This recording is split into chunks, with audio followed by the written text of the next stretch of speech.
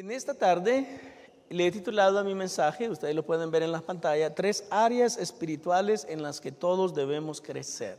3 áreas espirituales en las que todos debemos crecer. Mientras vivamos, como ya lo he mencionado, en este mundo, siempre debemos estar creciendo en nuestra vida cristiana.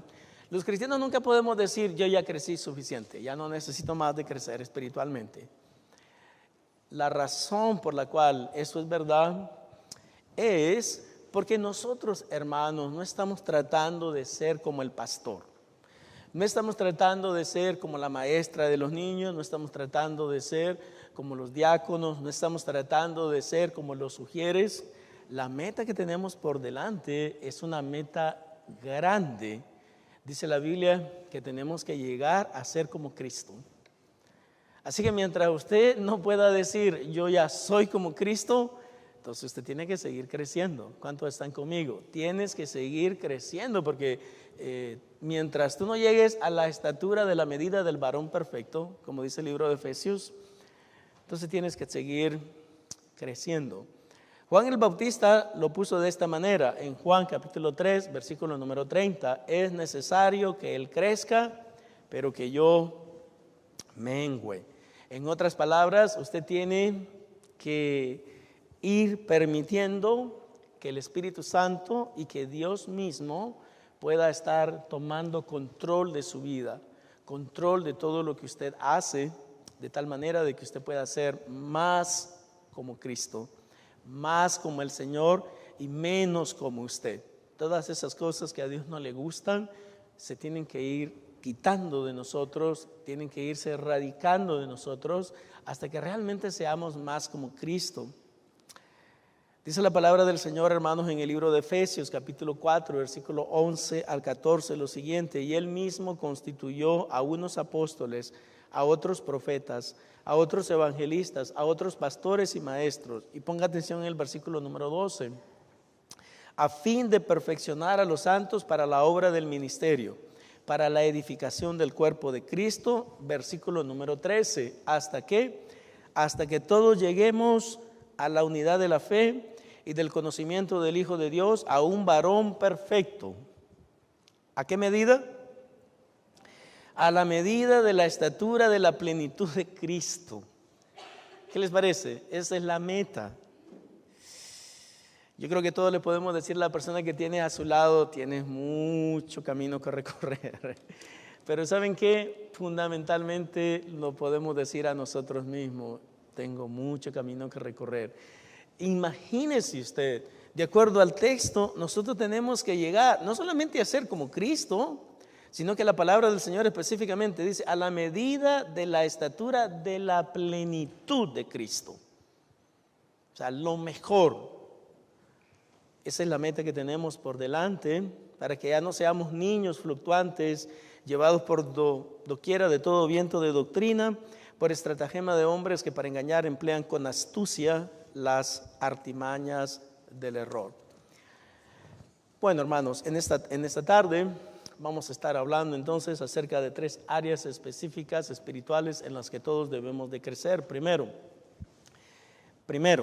debemos crecer en el conocimiento de Cristo, no en la práctica de actividades legalistas y tradicionalistas. Debemos crecer en el conocimiento de Cristo, no en la práctica de actividades legalistas y tradicionalistas. Hermanos, número 1, no debemos dejarnos juzgar por lo que comemos o bebemos. Note lo que dice el versículo número 16 de Colosenses 2. Por tanto, dice el texto, nadie os juzgue en comida o en bebida o en cuanto a días de fiesta del reposo que se le dio específicamente a los israelitas, no a la iglesia. La iglesia no es responsable de guardar día de reposo en sábado. La iglesia es responsable de congregarse los domingos, como dice Hebreos 10:25, no dejando de congregarnos como algunos tienen por costumbre. Hermano, para serle sincero, personalmente, yo no tengo problema con que la gente se reúna en sábado, que se reúna el viernes, o que se reúna el domingo, que se reúna de manera indistinta. Honestamente, eso es lo de menos. Pero debemos comprender que Dios desea que dediquemos un día exclusivo para adorarle, para bendecirle, para exaltarle. Por eso es que usted, Si genuinamente quiere guardar el día de reposo, priorice estar en la iglesia todos los domingos. No se quede en su casa. Yo sé que algunas veces tal vez usted tiene que trabajar y lo entiendo, pero exceptuando por enfermedad, por vacaciones y por trabajo, yo pienso que debemos estar en la iglesia todos los domingos, guardando el día de reposo, aprendiendo más de la palabra de Dios, creciendo en la fe, convirtiéndonos en las personas que Dios quiere que nos convirtamos. Tercero, debemos comprender que Cristo es el cumplimiento de todas las promesas y de todas las figuras presentadas en el Antiguo Testamento. Versículo 17. Todo lo cual es sombra de lo que ha de venir, pero el cuerpo es de Cristo. Hermanos, en el Antiguo Testamento hay muchas figuras. A veces se le llaman símiles, o sea, cosas que el Antiguo Testamento nos presenta de una manera anticipada con relación a Cristo. Pero cuando Cristo viene, Él viene y cumple todas esas cosas que el Antiguo Testamento había hablado anteriormente.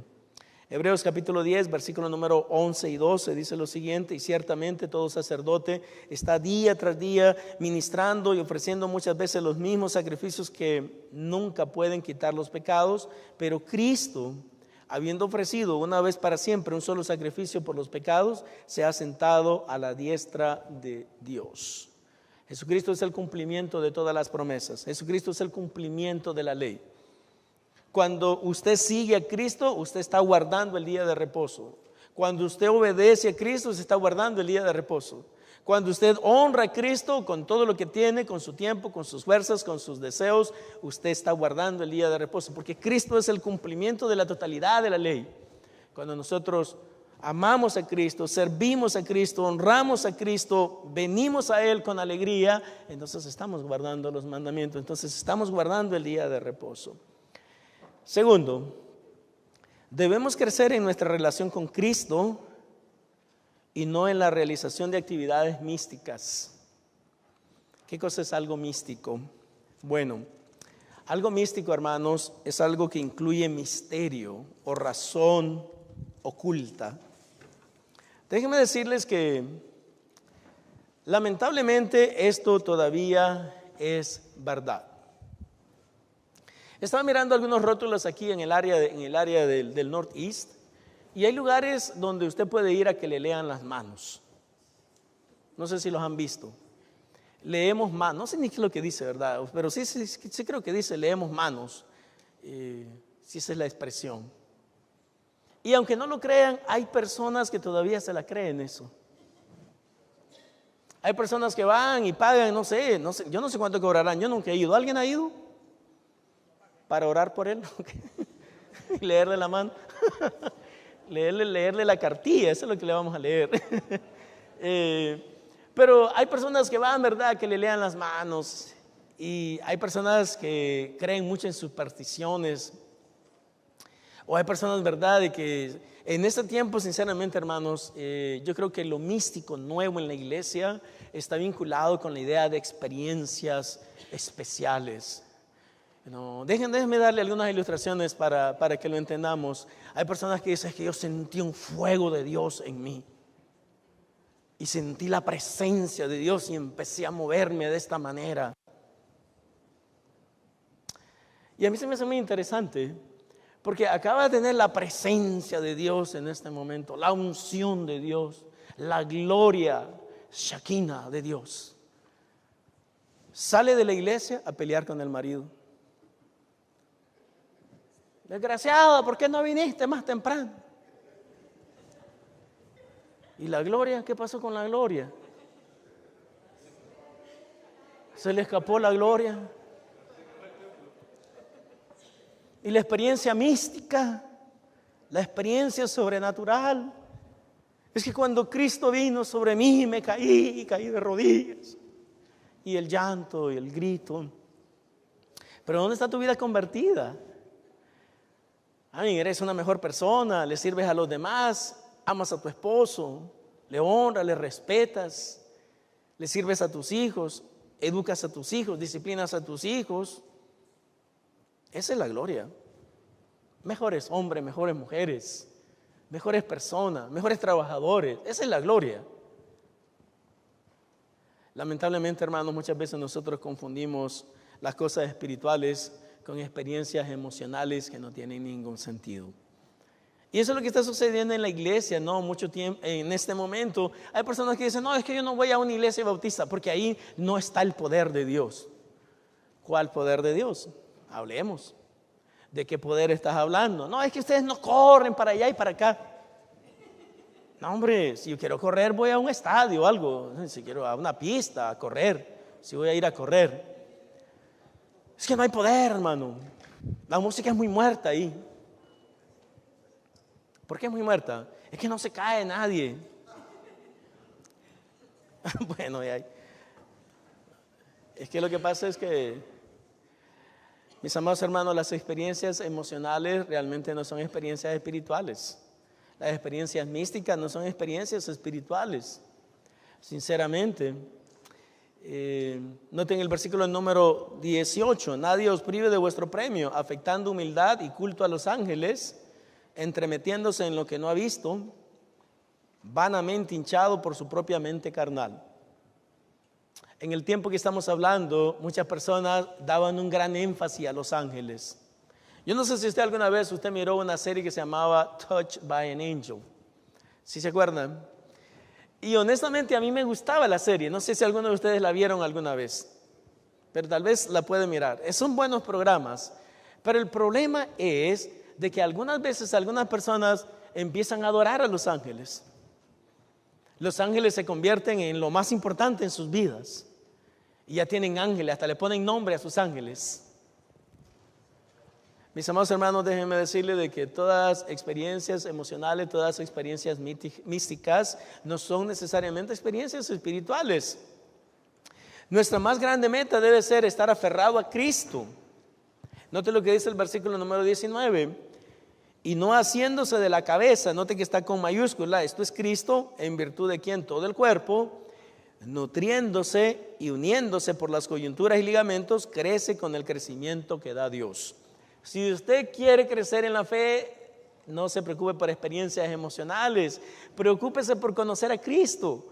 Preocúpese por hablar con Él en las mañanas a través de la oración. Preocúpese para que Cristo le hable a usted y le diga cómo debe comportarse durante el día. Preocúpese para que Él le guíe cuando tiene que tomar una decisión. Señor, no sé qué hacer, pero tú me vas a decir qué hacer. Señor, ¿qué decisión debo tomar? ¿Qué es lo que tú quieres que haga? Si usted quiere realmente crecer en la fe, tenemos que estar aferrados a Cristo, agarrados de Cristo, sujetos a Cristo para obedecerle, para hacer lo que Él nos diga.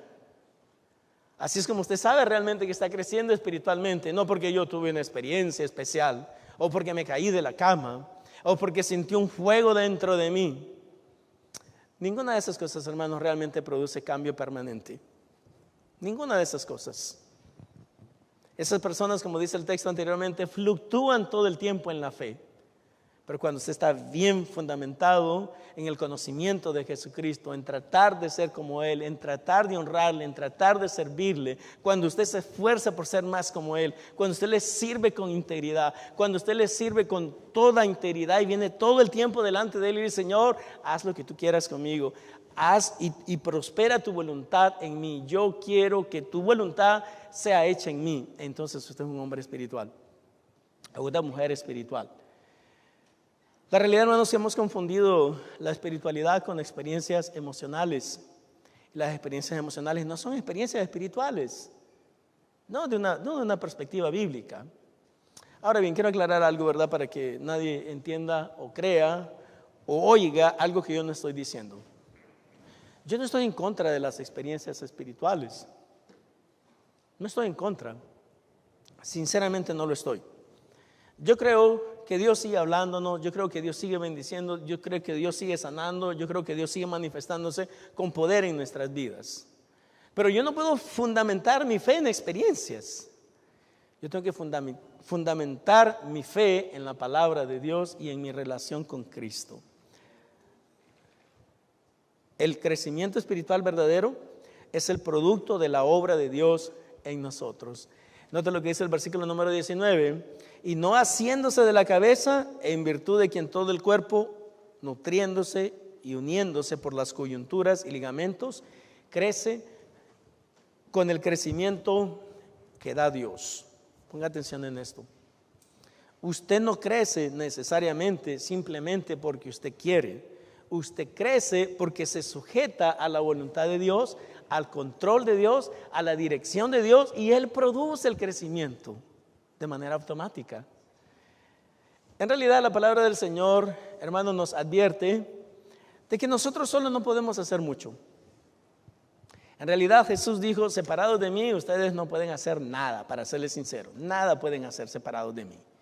Pero si estamos juntos a Él, si estamos unidos a Él, si estamos todo el tiempo aprendiendo de Él, creciendo en Él, diciéndole: Señor, ¿qué me dices? ¿Qué quieres que haga? ¿Para dónde voy? ¿Qué es lo que tú me estás revelando? Entonces usted va a crecer. Usted se va a convertir en una persona de fe. Usted se va a convertir en una persona que confía en Dios. Tercero y último, debemos crecer en nuestra intimidad con Cristo, no en la realización de actividades ascéticas. Ay, no, ascéticas es una gran palabra. La palabra ascético significa que lleva vida de asceta. Okay. Eso lo dice el diccionario, no lo digo yo. Okay. Ahora, ¿qué cosa es un asceta? No una zeta, pero un asceta. ¿Qué cosa es un asceta? Ponga atención porque esto es importante. Persona que en busca de la perfección espiritual vive en la renuncia de lo mundano y en la disciplina de las exigencias del cuerpo. Por ejemplo, hay personas que si son ascéticos van a decir: yo no me siento en una mesa yo no me siento en una silla que es acolchonada, porque si me siento en una silla acolchonada, eso me va a hacer débil. Yo necesito estar fuerte. Yo no puedo comer carne, porque si como carne, entonces eso me va a hacer estar débil espiritualmente. Yo no puedo subirme en ese autobús, porque ahí andan muchas personas que no son cristianos. Y el juntarse con los no cristianos a mí me va a hacer más débil.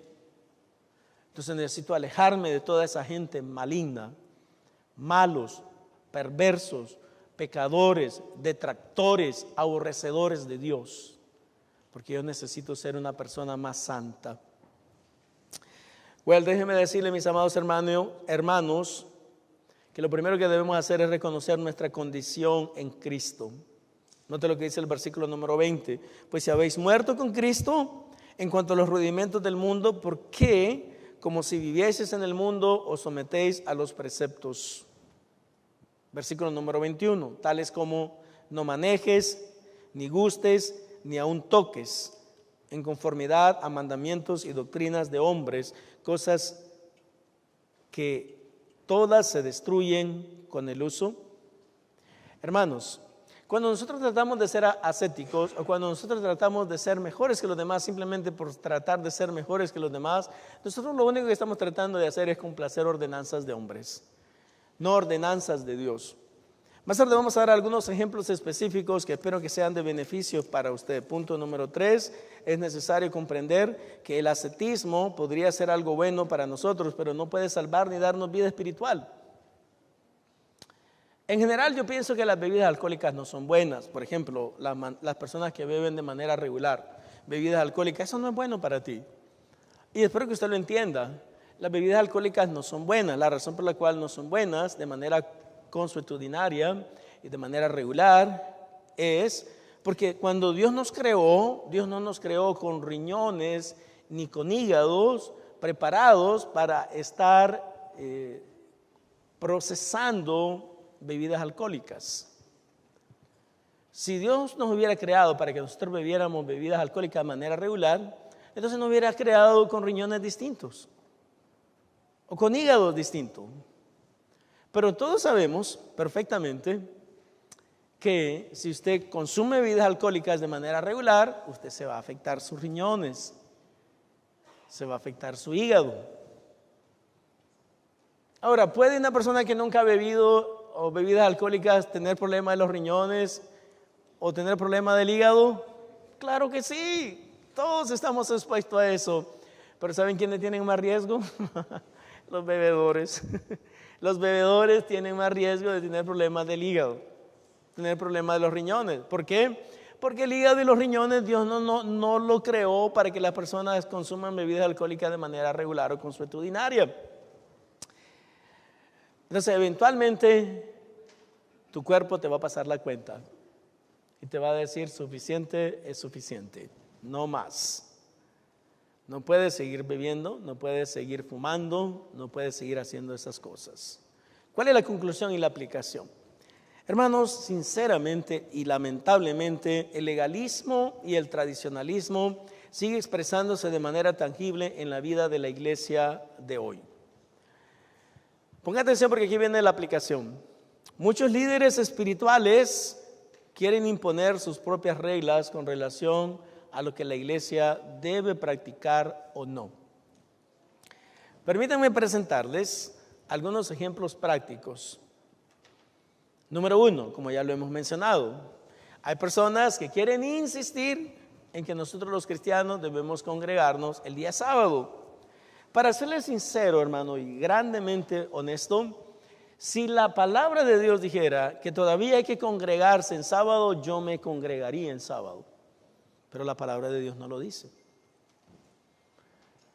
El énfasis bíblico es que nos congreguemos, número 1, y la evidencia bíblica nos enseña que la iglesia primitiva, la iglesia cristiana, se reunía en domingo. Entonces, ¿por qué nosotros nos vamos a reunir en un día que la iglesia primitiva no se reunía? ¿Por qué nos vamos a reunir en un día que Jesucristo no resucitó? ¿Por qué nos vamos a reunir en un día cuando sabemos perfectamente que el apóstol Pablo en ninguna carta dice ustedes deben reunirse en sábado? ¿Por qué nos vamos a reunir en un día que la Biblia no establece que nos reunamos? La Biblia establece que nos reunamos en domingo. Entonces sería ir en contra de las escrituras que nosotros nos reunamos en sábado. Pero las personas siguen insistiendo, ¿verdad? Mateo capítulo 5, versículo número 7 dice lo siguiente: no penséis que he venido para abrogar la ley o los profetas. No he venido para abrogar, sino para cumplir. Y algunas personas interesantemente utilizan este pasaje y dicen, sí, hasta el Señor Jesucristo dijo que Él no ha venido a abrogar la ley. Claro que no ha venido a abrogar la ley. No ha venido a cambiar la ley, ha venido a cumplirla. Y lo que está diciendo es, ustedes en el Antiguo Testamento, los israelitas en el Antiguo Testamento, simplemente trataban de cumplir mandamientos para poder agradar a Dios. Ahora usted cree en Jesucristo y por medio de creer en Cristo y por medio del sacrificio de Cristo, usted agrada a Dios, usted cumple la ley y los profetas, dice la Biblia. Cuando usted tiene una relación con Cristo, entonces usted inmediatamente se hace una persona que está cumpliendo la ley. Como lo vamos a ver en un minuto. Note lo que dice la palabra del Señor. ¿Debemos guardar el día de reposo o no? La respuesta es que no. ¿Debemos congregarnos en sábado? La respuesta es que no. Note lo que dice Gálatas capítulo 3, versículo 23 al 25. Pero antes que viniese la fe, esto es Cristo, estábamos confinados bajo la ley, encerrados para aquella fe que iba a ser revelada. De manera que la ley ha sido nuestro ayo. Ponga atención en esta palabra. Yo sé que la mayoría de ustedes, y yo tampoco la sabía, pero la mayoría de nosotros no sabemos qué cosa es un ayo. O sí saben todo lo que es un ayo. Ok, un ayo es un maestro. En realidad es más que maestro, es como una institutriz. Es una persona que te está guiando cuando tú todavía no sabes mucho. Entonces tú tienes a alguien que te está entrenando, alguien que te está capacitando, alguien que te está diciendo qué hacer, alguien que te está ayudando a ser mejor. Entonces dice la Biblia que en el Antiguo Testamento y en el Nuevo Testamento aún, la ley es nuestro ayo, es nuestra institutriz. Pero ponga atención, porque esto es muy importante de entenderlo. Dice en el versículo número 3, pero antes que viniese la fe estábamos confinados bajo la ley, encerrados para aquella fe que iba a ser revelada, de manera que la ley ha sido nuestro ayo. ¿Para qué? Para llevarnos a Cristo. ¿Sí están conmigo? O sea, la ley Dios la utiliza para que nos tome y nos diga, hey, mire, ustedes no pueden cumplir estos mandamientos. Ustedes no pueden vivir como Dios quiere. Ustedes no pueden agradarle a Dios por sus propios medios. Ustedes no pueden cumplir las leyes de Dios. Ustedes no están capacitados, ni habilitados, ni empoderados para vivir una vida de poder. Entonces yo los tomo y los llevo a Cristo, porque cuando ustedes van a Cristo, entonces si pueden cumplir los mandamientos, entonces si pueden vivir mejor, entonces si pueden ser personas distintas. Por eso la ley es nuestro ayo a Cristo, que nos conduce a la presencia de Cristo. Y cuando eso sucede, note lo que pasa, dice la palabra del Señor, de manera que la ley ha sido nuestro ayo para llevarnos a Cristo, a fin de que fuésemos justificados. ¿Por qué? ¿Por las obras? No, por la fe. Pero venida la fe, ¿qué dice el texto? Ya no estamos bajo ayo. ¿Qué cosa es el ayo? Es la maestra. Y en este caso, ¿quién es? La ley. No sé si están siguiendo la lógica de esto. Entonces la ley te toma de aquí y te dice, estos son los mandamientos, pero lo que pasa es que tú no los puedes cumplir. Tú no estás empoderado para poder cumplirlos. Tú no puedes vivir una vida agradable delante de Dios. Tú no puedes satisfacer los requisitos de Dios para ser salvo. Tú realmente estás perdido. Si te mueres hoy vas al infierno. No tienes la oportunidad de salvación. Por eso es que te traigo a Cristo. Porque cuando tú vienes a Cristo, entonces Cristo sí es el que te justifica. Cristo es el que te presenta como una persona santa delante de Dios, aunque tú seas un pecador. Cristo es el que te da la oportunidad de ser declarado salvo, de ser declarado puro, de ser declarado limpio delante de los ojos de Dios, porque no depende de las cosas que tú haces o no haces, sino que depende de lo que Él hizo. Entonces, una vez que estás en Cristo, ya no necesitas una institutriz. Ya no necesitas la ley. Ahora estás en la gracia. Ahora estás en la fe que es en Cristo Jesús. Ahora eres una persona distinta. Otra cosa, hermanos, que se ha introducido en la iglesia, ¿verdad? Como un poco de legalismo, es quienes pueden servir en la iglesia. Voy a darme algunos ejemplos prácticos para que lo entendamos. ¿Puede algunas personas servir en la iglesia sin ser cristianos? Por ejemplo, si a la iglesia llega una persona que todavía no es cristiano, todavía no se ha bautizado, todavía no entiende casi nada de la Biblia, pero si me viene a ver a mí y me dice, pastor, fíjese, pastor, que a mí me gusta servir. Excelente, hermano, o amigo, no sé. ¿Qué te gusta hacer? No, servir, lo que sea. Bueno, sácate la basura. Mucho gusto. Y la persona va, saca la basura. Y ahora, ¿todavía quiere servir? Sí, ok, barre. Okay. Y la persona barre. Si la iglesia es legalista y tradicionalista, va a decir, pero ¿por qué esa persona que está por primera vez aquí ya está haciendo esas cosas? Porque le gusta servir. Pero no es cristiano todavía. ¿Y? Tú eres cristiano y no haces nada. Él por lo menos tiene deseo de sacar la basura. ¿Tú cuántos años tienes de estar sirviendo? ¿Cuántos años tienes de estar en la iglesia? ¿En qué estás sirviendo? No, pues yo no sirvo en nada. Bueno, ahí está. Entonces, si tú me dices que esa persona que acaba de llegar no puede servir porque todavía no es creyente, entonces tú estás siendo legalista y tradicionalista. Porque cualquiera puede servir. Pongan atención a lo que sucede en el libro de Lucas capítulo 9, versículos 49 y 50. Entonces respondiendo Juan dijo, pongan atención a Jesús. Entonces respondió Juan, dijo, maestro, hemos visto a uno que echaba fuera demonios en tu nombre. ¿Están siguiendo la lectura? Dice, entonces respondió Juan, dijo, maestro, hemos visto a uno que echaba fuera demonios en tu nombre y se lo prohibimos porque no sigue con nosotros. Nota la respuesta de Jesús. Me imagino que Juan pensaba que Jesús le iba a decir, no, muy bueno, porque si la persona no está con nosotros, no pueden hacer nada en nuestro nombre. Excelente, qué bueno que se lo prohibiste. Me imagino que eso era lo que Juan quería oír de parte del Señor Jesucristo, pero Jesucristo le da una respuesta completamente distinta.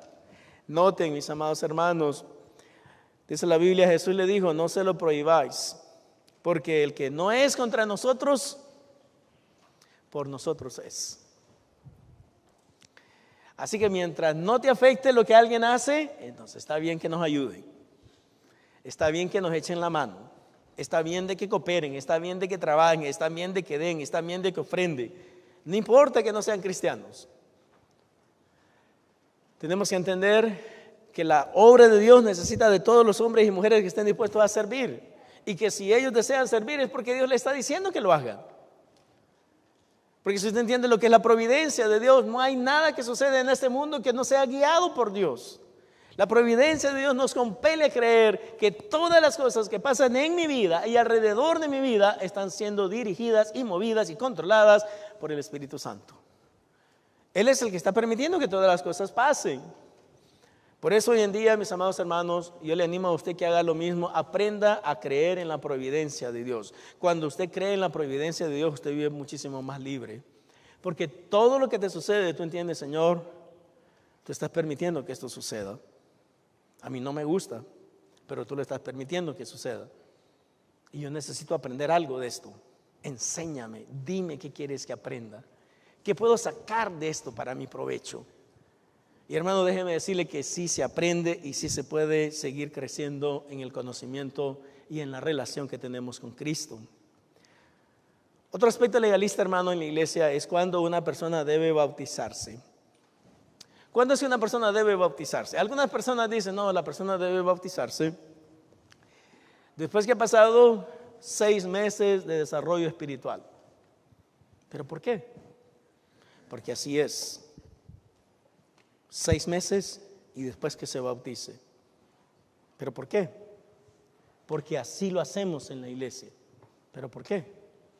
Porque así lo hemos hecho por los últimos 25 años. ¿Pero por qué? Porque así me enseñaron a mí, ¿ok? Por eso lo hacemos así. Y porque yo soy el pastor, yo soy el líder. Y aquí se va a hacer lo que yo quiero.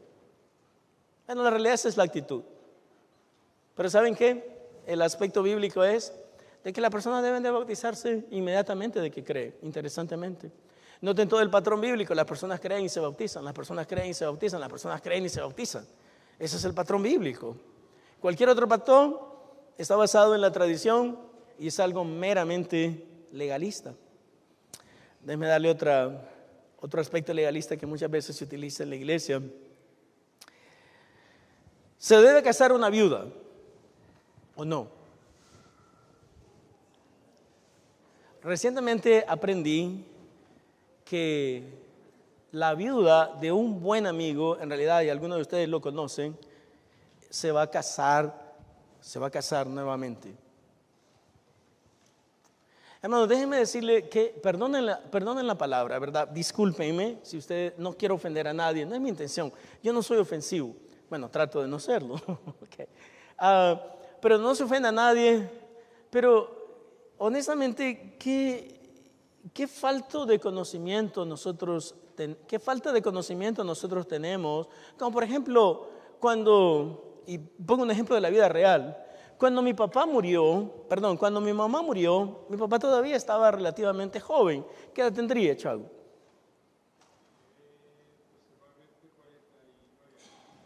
Ok, mi papá era un hombre de 49 años de edad. Yo tengo 56, ya cumplí 57, ay, ya me puedo poniendo viejo.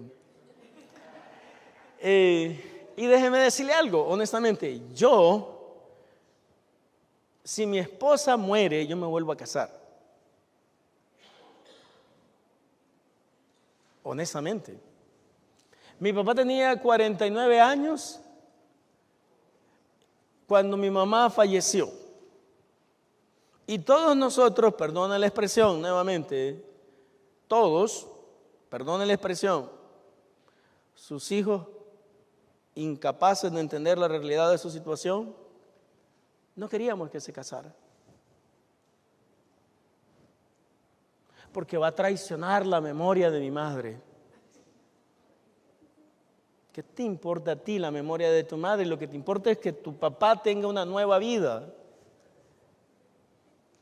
Y que pueda él rehacer su vida. Entonces, cuando tu mamá ya está muerta, no estás honrando nada con que tu papá no se case nuevamente. Entonces, cuando mi papá se juntó con una mujer, nosotros no queríamos nada, por lo menos yo no quería nada con mi papá. Y a la señora la odiaba. porque esa señora vino a ocupar el lugar de mi mamá. No vino a ocupar el lugar de tu mamá, hello. Vino a ser la nueva esposa o la nueva mujer de tu padre, eso es todo, pero no vino a ocupar, tú le empezaste a llamar mamá o algo, porque no vino a ocupar el lugar de nadie. Vino a ser la segunda esposa de tu papá. Entonces, ¿una viuda se debe casar o no se debe casar? Sí se debe casar, dice la Biblia. Aleluya. Gloria a Dios. Y como las viudas se pueden casar, también los viudos. Aleluya. Aleluya. Gloria a Dios. Just kidding. Note lo que dice 1 Timoteo, mis amados hermanos. 1 Timoteo capítulo 5, versículo número 14, para los que quieren mirar el texto bíblico. Note lo que dice el apóstol Pablo. Quiero pues que las viudas jóvenes se casen, críen hijos, gobiernen su casa, que no den al adversario en ninguna ocasión de maledicencia. Hermanos, ¿quién es realmente una persona espiritual?